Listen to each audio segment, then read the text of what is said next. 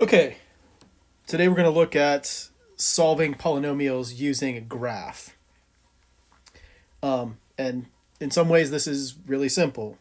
For example, with this polynomial here, we can see for x cubed plus x squared minus 7x plus 15, we can see it crosses right here, which looks like x equals 3. So definitely that's one of the solutions, but there's three solutions here, and it looks like that's the only place it crosses. So the other ones are going to be imaginary.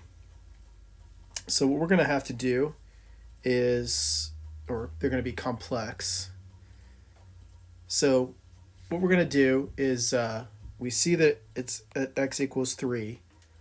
We're going to try using synthetic division, because if it crosses x equals 3, that means x minus 3 is a factor. We're going to use synthetic division with x equals 3. So we have x cubed plus x squared minus 7x minus 15. If we use synthetic division there, we'll pull the 1 down. 3 times 1 is 3. So we get 4. 3 times 4 is 12. So we get 5. 3 times 5 is 15. Negative 15 and 15 is 0. So that goes in evenly, and that means x squared plus 4x plus 5 is a factor along with x minus 3. So now that we have that as a factor, this we can solve with the quadratic equation, the quadratic formula. So we can say x equals negative 4 plus or minus the square root of 4 squared minus 4 times 1 times 5 over 2 times 1. So that's negative 4 plus or minus the square root of 16 minus 20 over 2, which is negative 4 plus or minus square root of negative 4 over 2. So that means x equals negative 4 plus or minus 2i, because the square root of 4 is 2, and the square root of negative 1 is I, over 2, which is negative 2 plus or minus I after we divide out the 2's. So we end up with our solutions as x equals 3 or x equals negative 2 plus I or x equals negative 2 minus I.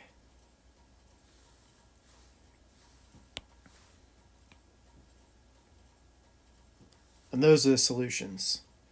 So we found this first point up there, the x equals 3, via the graph, and then we use synthetic division to get the other factor, which is x squared plus 4x plus 5. And by the way, this confirmed, doing that confirmed that, because we got 0 remainder, that x minus 3 is a factor because 3 is a root. So let's try this again. Same proposition here.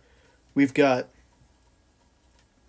a graph, and it looks like it crosses at 3, and then somewhere negative 0.4, about positive 0.4, somewhere in there. But definitely it crosses at 3. So let's use 3, or sorry, it crosses at negative 3. So let's use, because the graph crosses the x-axis,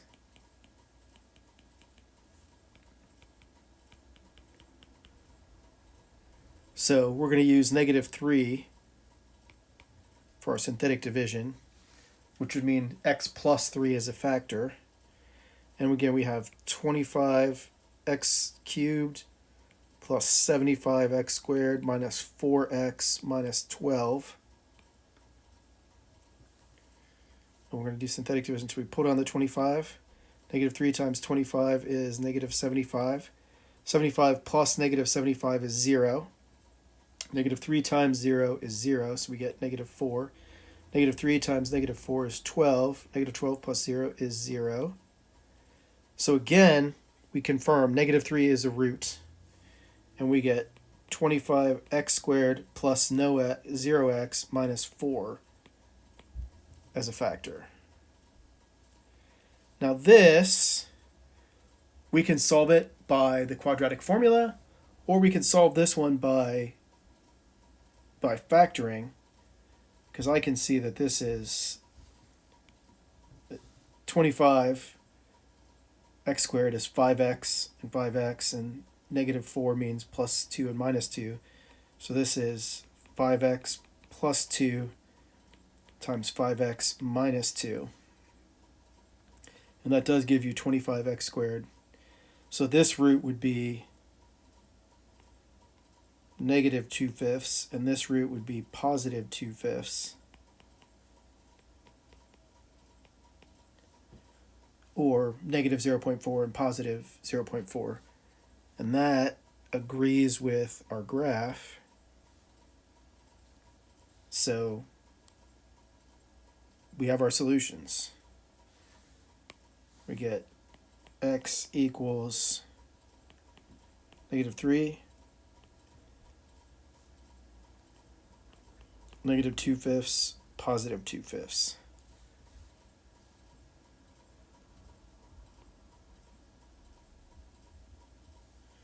For our graph.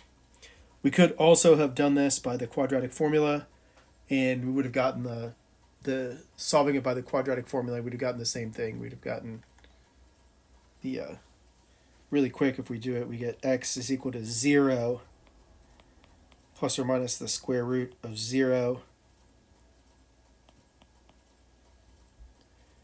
minus 4 times 25 times negative 4 over 2 times 25.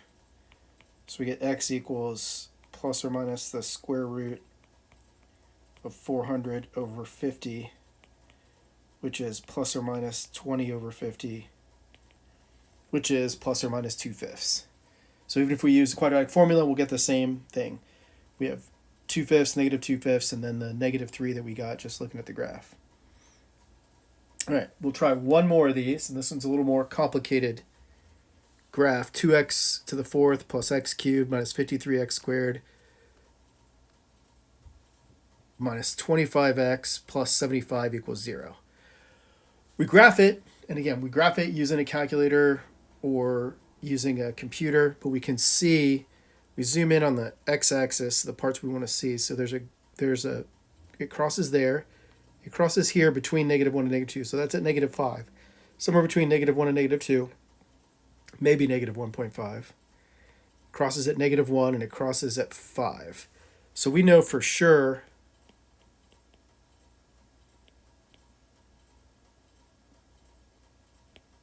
that we have roots at x equals negative 5, 5, and 1. Maybe negative 1.5. It's hard to tell with the ones that don't line up exactly. That looks like it could be negative 1.5. We can check it. We'll do negative 1.5 with synthetic division, where we have 2x to the 4th plus 1x cubed minus 53x squared minus 25x plus 75. If we get 0 remainder when we do this synthetic division, that means negative 1.5 is a root, and we'll have all the roots. So we pull down the 2. Negative 1.5 times 2 is negative 3. 1 plus negative 3 is negative 2. Negative 1.5 times negative 2 is positive 3. Negative 53 plus 3 is negative 50. Negative 1.5 times negative 50 is 75. Add those together, we get 50. Negative 1.5 times positive 50 is negative 75. And add 75 and negative 75 together, we get 0. So that means negative 1.5 is a root. Therefore,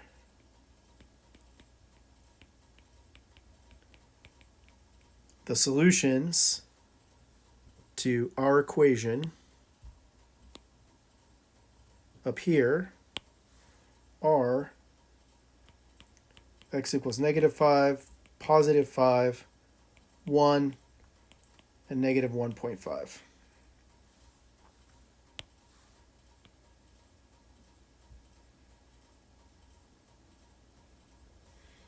That is our solution to this problem. And that's it for these notes.